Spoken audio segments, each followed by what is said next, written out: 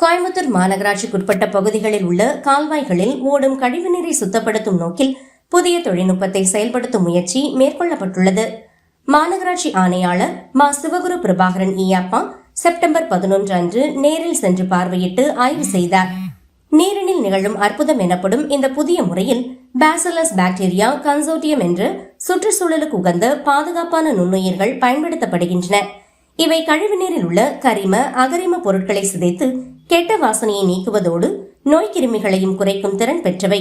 இந்த தொழில்நுட்பம் இயற்கை சுத்திகரிப்பான் மற்றும் நச்சு நீக்கியாக செயல்பட்டு மிக குறுகிய காலத்திலேயே கழிவுநீரை சுத்தப்படுத்துகிறது.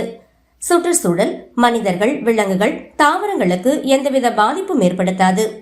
இந்த சோதனை முயற்சி தற்போது அவினாசி சாலை சித்ரா பேருந்து நிலையம் அருகில் உள்ள கால்வாயில் நடைமுறைப்படுத்தப்பட்டுள்ளது. அதை ஆணையாளர் நேரில் பார்வையிட்டு கெட்ட வாசனை குறைந்த நிலையை ஆய்வு செய்தார். தொழில்நுட்ப வல்லுநர்களிடம் நடைமுறை விளக்கங்களை கேட்டறிந்தார். தொடர்ந்து சிங்காநல்லூர் குளம் மற்றும் வாலாங்குளம் பகுதிகளில் கழிவுநீரை சுத்தப்படுத்தி இந்த புதிய தொழில்நுட்பத்தை விரிவுபடுத்துவது குறித்தும் ஆணையாளர் நேரில் சென்று ஆய்வு மேற்கொண்டார்.